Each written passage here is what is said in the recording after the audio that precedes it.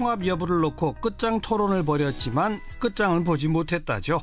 토론 분위기에 대해서도 각기 다른 주장을 펼치고 있는데요. 자, 통합파 가운데 한 분, 국민의당 최명길 최고위원 연결해서 입장 들어봅니다. 안녕하세요. 네. 제가 무슨 파가 돼 있군요. 통합파 아니신가요? 저는 무슨 파인 거 이런 거 뭐 별로 달렵지는 않은데 예. 언론이 그렇게 분류하니까 할 수 없죠. 예. 어쨌든 어제 끝장 못 본 게 맞죠? 사실 저 나름대로는 생각이 서로들 이제 진실의 순간을 보았고 예. 마음들을 이제 서로 요량을 하고 있을 겁니다. 이제 이게 설득이 될 때까지가 어디까지는 설득이 안 되겠구나. 이걸 어떻게 해야 되지? 서로 이제 고민이 시작된 거죠. 예. 그런데 어제 토론 분위기에 대해서 박지원 의원은 이렇게 말했어요. 30명 의원이 각각 자신의 주장을 펼쳤는데 통합 찬성 의원은 9명 뿐이더라. 이 말 맞나요? 그건요. 지금 즉시 통합을 해야 된다라고 주장한 분이 9분 혹은 10분 정도입니다. 제가 굉장히 세밀하게 메모를 하면서 위촉 내내 봤거든요. 그리고 절대 통합 논의를 꺼내면 안 된다. 이거는 죽는 길이다. 라고 주장하신 분이 9분입니다. 그리고 그 중간에 선거연대 등 정책연대 지금 하고 있으니 선거연대 등을 거쳐서 여건을 성숙시켜 가면서 상황에 따라 판단해야 된다 하지 않느냐 이렇게 말씀하신 취지의 말씀을 하신 분이 8분 내지 9분이에요. 그리고 김동철 원내대표처럼 전혀 어떤 쪽으로 판단하기 어려운 분이 3분인 거죠. 그러니까 30명 중에 제가 보기에는 10분 찬성, 9분 반대, 연대부터 하자라고 하는 분이 8분, 그리고 태도를 유보하신 분이 3분입니다. 그런데 제가 말씀드린 대로 천정배 의원님 해외 출장 중이고 의총에서 발 안 하는 이손돈 의원님 반대로 치면 반대가 11분 맞습니다. 그런데 의총에서 발언 안 한 송기석 의원, 권은희 의원, 최도자 의원도 연대 통합 길을 열어야 된다는 쪽이고요. 해외 출장으로 의총 안 오신 이찬열 의원, 최희배 의원, 송금주 의원도 크게 볼 때 선거연대 또는 통합을 하자는 쪽이에요. 그리고 원외 최고위원 박주원 의원 등 3분도 연대 통합을 모색하자는 쪽이고요. 안철수 대표도 카운트를 안 했는데 안철수 대표도 같은 입장이니까 전체 44명 중에서 연대 통합 논의 자체를 반대하는 분은 11분이고요. 논의를 시작하자는 분이 28명 내지 30명쯤 되는 겁니다. 그래서 이 말씀이 실제 우리 당 내 연대 통합과 관련된 의견의 지형이라고 보면 맞습니다. 아주 세세하게 정확히 잘 정리해 주셨습니다. 그런데 이 즉각이든 아니면 좀 상황을 봐서든 이렇게 통합 쪽을 다수로 의견을 갖고 계신 분들의 이유가 뭡니까? 저는 가치가 있다고 생각합니다. 그 두 당이 지향하는 바와 두 당의 정강 정책과 두 당이 현재 추구하는 경제 정책의 방향이라든지 심지어 안보 정책 면에서도 상당히 유사하기 때문에 정당이라고 하는 게 영어로 지금 파티 아닙니까? 파티라는 게 어느 쪽이라는 뜻 아닙니까? 그래서 파티라는 것은 지지세를 확장해가는 걸 목적으로 움직이는 단체 아닙니까? 또 어느 우리 편을 많이 만들고 자기 편의 범위를 가능한 한 넓게 잡고 끊임없이 외연을 넓혀가야 되는 것이기 때문에 공감대가 있는 부분이라면 외연을 넓혀가는 건 당위라고 저는 생각하는 겁니다. 그런데 현실적으로 국민의당에 지금 호남 지역구 의원들이 다수 있지 않습니까? 호남 지역구 의원이 23분이 계시죠. 그러니까요. 그분들은 바른정당하고 통합을 하게 되면 호남 지역구에서 득표율을 높이기보다 좀 줄어들 우려를 하시는 것 같은데 그건 어떻게 보세요? 그건 근데 어제도 이제 그 이태규 그 국민정책연구원장이 나와서 그런 부분에 대해서 상세히 설명을 했고요. 어떤 여론조사를 봐도 이 부분은 우리가 누구 말을 듣느냐의 문제다. 저도 그 문제를 집중 제기했습니다. 우리가 정치를 함에 있어서 국민의당 지지자, 국민의당 잠재 지지자 그리고 당원의 얘기를 들으면서 어떤 운명을 결정해야지 호남의 민주당 지지자들의 얘기를 듣고 우리의 운명을 결정할 수 없지 않느냐. 그렇다면 현재 호남의 민주당 지지자들이 호남의 국민의당 지지자보다 많은 게 현실 아닙니까? 그렇죠. 그러니까 그분들의 얘기가 귀에 많이 들리는 겁니다. 그래서 하지 말라는 사람이 많다고 그러는데 어제 김중로 의원은 그렇게 말씀하셨어요. 나도 호남 사람인데 내가 아는 호남 사람은 다 통합하라고 하는데 여러분들이 듣는 소리는 어디서 듣는 겁니까? 하라고 의문을 제기를 해요. 그럼 호남의 우리들이 여론조사를 해보면요.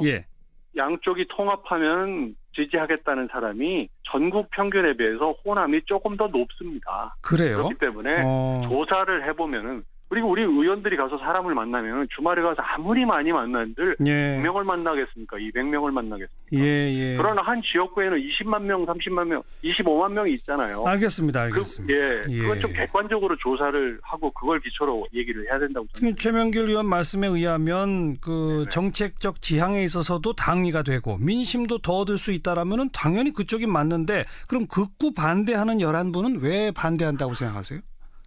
저는 정치적인 이유로 통합을 반대할 수도 있습니다. 또 그분들 입장에서 이런 통합이 썩 밝아올 것 같지 않다는 걸 이해 못하는 바는 아닙니다. 그런데 저희들은 정말 이 한국 정치의 미래를 보고 또 후배 정치인들의 입장도 좀 생각을 하면서 시 가주십사 이렇게 부탁을 드리는 거죠. 이분들이 왜 그렇게 말씀을 하시는지는 제가 가늠하는 바는 있고 추측하는 바는 있지만 그건 얘기하는 건 삼가하겠습니다. 왜요? 그 추측하는 바가 제일 궁금한데요. 아니 제가 이렇게 말씀하니까 그분들 입장에서는 통합이라고 하는 게 썩 달가울 것 같지 않다는 건 이해한다. 아니 그분들도 사실 통합을 해야 지금 아까 최명길 의원이 말한 그 세세한 여론조사에 의하면 오히려 다음 총선에서 득표율을 더 올릴 수 있는 길 아닙니까? 솔직히 말해서 저희들은 다음 총선은 그렇게 염두에 두고 있지 않습니다. 지금 그 민주당이라든지 자유한국당의 그 경쟁력을 볼 때 다음 총선을 하는 2020년 4월쯤 되면은 정치 지형이 완전히 달라져 있을 거기 때문에 지금 그걸 걱정할 상황은 아니고요. 당장 내년 6월 지방선거 때문에 신경을 쓰는 거거든요. 저희들과 함께 탈당을 해서 국민의당에 같이 온 시도 의원들이 있지 않습니까? 그렇죠. 그분들은 당장 선거가 눈앞에 다가왔고 어떻게 하면은 주변에 있는 사람들이 민주당이 지금 강세니까 이쪽하고 뭘 같이 해봐야 되지 않느냐 이런 얘기들 많이 하는 게 현실이에요. 저 같은 서울 송파 같은 데는 좀 분위기는 다르기는 하지만 수도권과는 좀 다르니까요. 호남 쪽은. 그러니까 그런 분들 입장 때문에 그쪽에 귀를 좀 기울이고 있는 건 사실이지만 길게 볼 때 아니면 당장 6월 선거만 놓고 봐도 양당이 통합을 통해서 시너지를 만들고 국민의 관심을 다시 모으게 되면은 전반적인 야권 내 지형이 바뀌면서 훨씬 더 선거를 치르기에 좋은 조건이 마련될 수 있을 것이다. 이런 얘기를 계속 드리고 있는 겁니다. 알겠습니다. 여기까지 들을게요. 고맙습니다. 네, 감사합니다. 국민의당 최명길 의원이었습니다.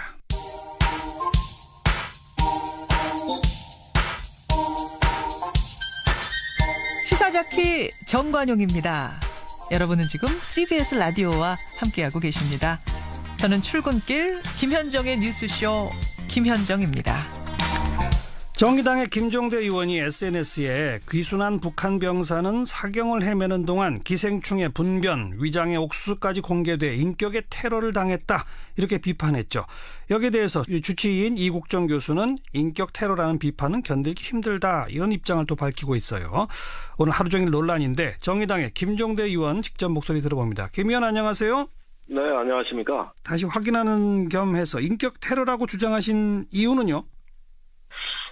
우선 이 문제 참 여러 가지 억측과 오해가 많은데 그 인격 테러라는 표현을 썼을 때는 주어가 있어야 되는데 저는 이국정 교수라고 지칭하지 아니하고 우리는이라는 그 표현을 썼습니다. 그러니까 지금 그 병사의 몸에 어떤 결함이나 질병 문제를 가지고 언론이 이제 선정적인 보도가 나왔고요. 또 이 군당국에서 과도하게 개입해가지고 의사는 나는 환자를 치료하는 사람일 뿐이라 그러는데 기자회견장으로 나갔고요. 또 병원에서도 상당히 이런 어떤 문제들을 처리하기가 곤혹스러워하는 이게 다 어우러져서 된 것이 그동안의 며칠간의 상황인데 제가 마치 이국정 교수를 공격한 것으로 언론들이 나가기 시작했습니다. 그런데 17일자에 제가 페북에 올린 글을 보면 오히려 이국정 교수의 입장을 대변하는 취지로 사람들이 읽혀진다 그러지 이걸 공격하기 위한 글로는 읽혀지지는 않을 거예요. 그런데 마침 어제 이 부분에 대해서 본인이 공격받은 것으로 생각하시고 예. 입장을 밝히자 제가 오늘 아침에 재차 예. 두 번째 입장을 냈습니다. 예. 그래서 존경받고 훌륭한 의사에다가 환자 치료까지도 일어난 걸 축하할 일인데 예. 그 이후 과정에서 그 환자의 어떤 이번에 총상과 전혀 무관한 예. 이런 어떤 그 이전에 갖고 있었던 질병에 대해서 외부로 나가게 된 것은 저로서는 침묵을 지킬 수 없었다. 그러니까 비판하신 거 아닌가요? 그렇게? 예, 그러니까 그건 두 번째 이제 그렇게 분명한 겁니다. 예. 첫 번째는 그런 의도가 아니었는데, 예. 이제는 상황이 이렇게 되니까 저로서도 입장을 밝히지 않을 수가 없어요.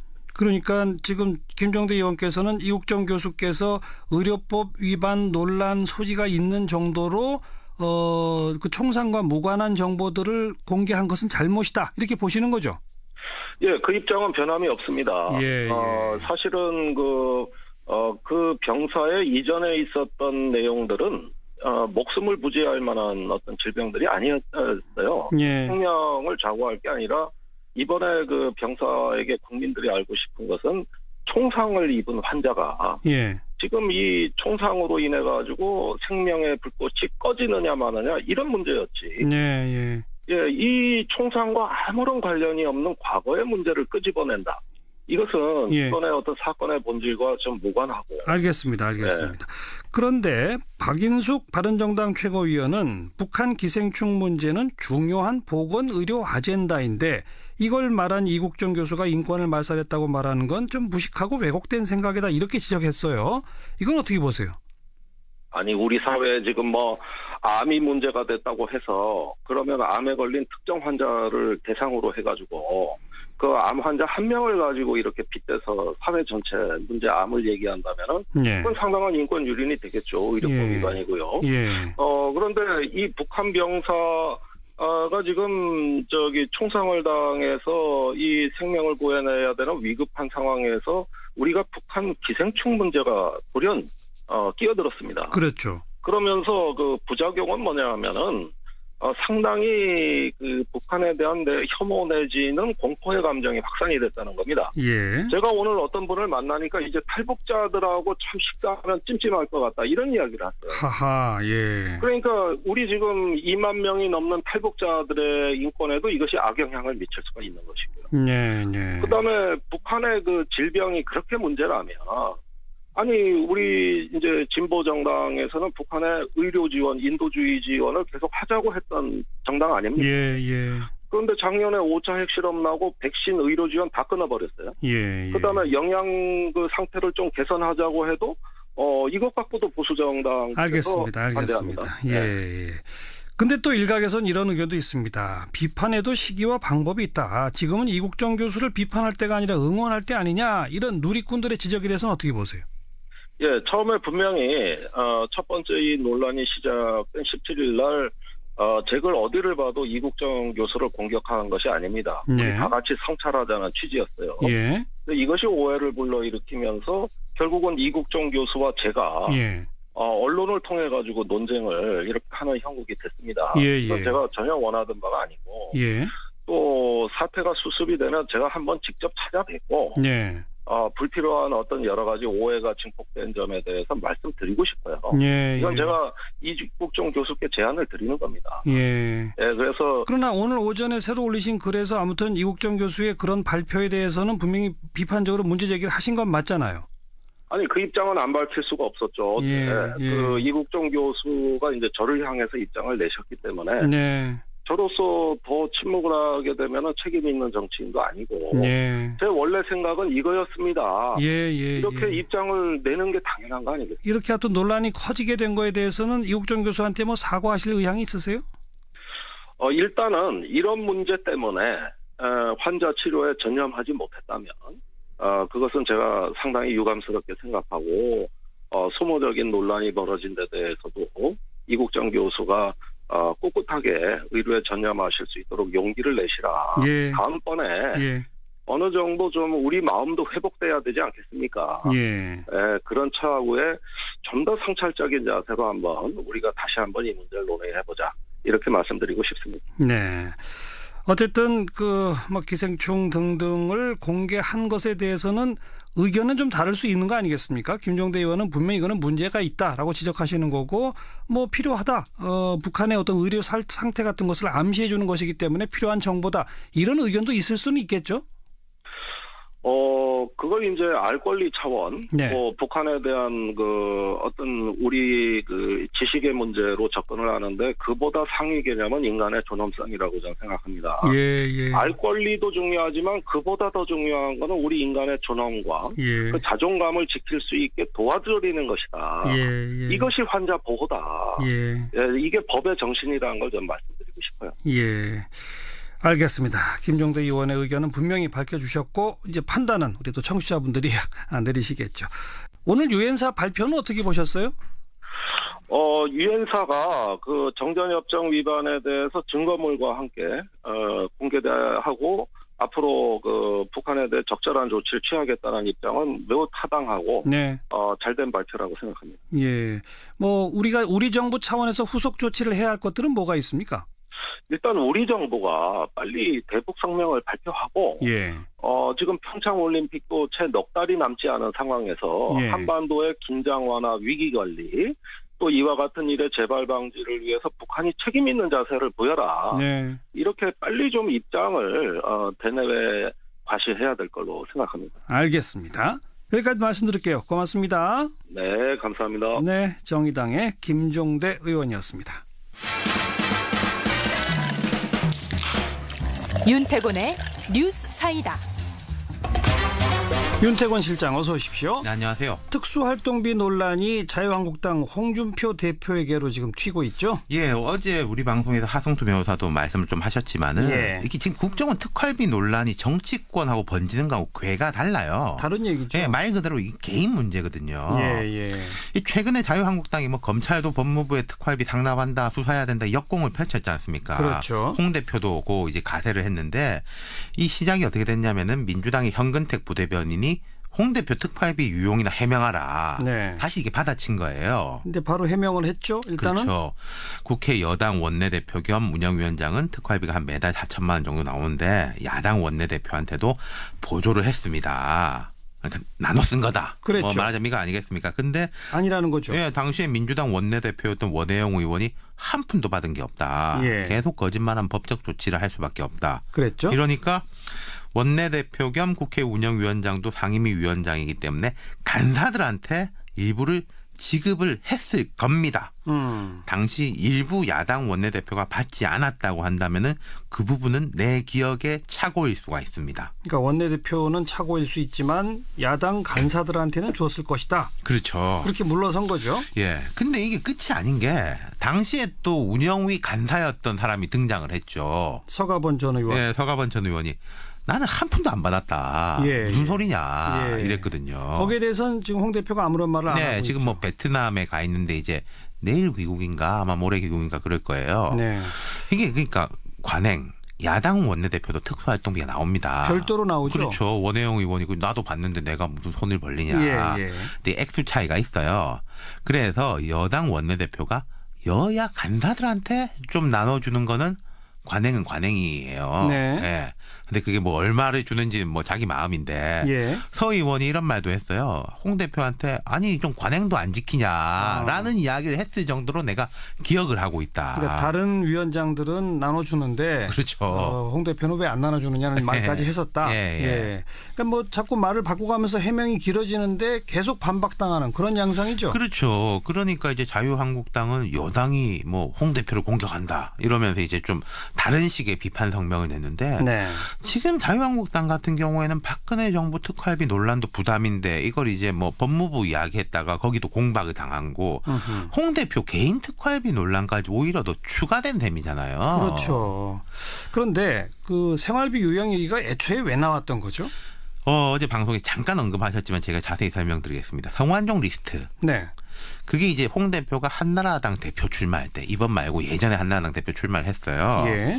그때 이제 그 대표 나가려면 보통 뭐 한 10억 단위 돈 든다 그러거든요. 네. 그때 이제 1억을 줬다는 겁니다. 성완종 리스트의 내용이. 예. 근데 홍 대표가 예나 지금이나 이제 극구 부인하고 있지 않습니까? 받은 적 없다. 예. 그러면서 본인이 이제 방증으로 이야기한 게 대표가 되려면 이제 기탁금을 내야 되는데 그게 이제 억 단인데 특활비를 집에 생활비로 줬는데 그걸 이제 부인이 집사람이 모아가지고 비자금을 만들어 놨더라. 그걸로 이제 냈다. 그러는 게 애초에 주장이었어요. 네. 근데 그러니까 아니 그럼 그 특활비가 집에 생활비 쓰라고 갖다 준 돈이냐. 그 공박이 나올 거 아닙니까. 그 당시에도 이미 나왔죠. 예. 그때 다시 해명을 한 게 아니 내가 이제 중진 정치인이니까 평소에 돈 들어갈 일이 많은데 특활비를 받으니까 그 돈 들어갈 일은 없어졌다. 그래서 그 이제 평소에 들어가던 만큼 안 들어간 것을 집에 갖다 주니까 그거를 모아놓은 건데 뭐 말이 이제 와전됐다. 그러니까 국회의원으로서 월급을 받는데 그동안에는 그 월급을 활동비로 다 썼다. 그렇죠. 이번에는 특활비가 나오니까 월급이 좀 남아서 그걸 갖다 줬다. 그렇죠. 그걸 이제 모아놓은 거다. 이랬거든요. 이게 그러니까 2년 전으로 돌아가는 거예요. 여기서부터 말이 자꾸 길어지고 바뀌는 건데 이게 지금 대법원에 가 있지 않습니까? 그렇죠. 성완종 사건. 대법원은 이제 사실심이 아니라 법률심이래 가지고 이런 거가 이제 직접 영향은 안 미칠 건데 재판에도 좋지는 않을 거예요. 네. 좋은 영향이 있을 리가 있겠습니까? 네. 이게 그러니까 말이 자꾸 거짓말이라서 길어지는 건지 아니면 홍 대표 말대로 뭐 기억에 착오일 수도 있죠. 네, 저는 모르겠는데 아마 베트남에서 오면은 또 기자들이 물어볼 거예요. 뭐라고 하는지 한번 지켜봅시다. 그렇죠. 수고하셨어요. 감사합니다.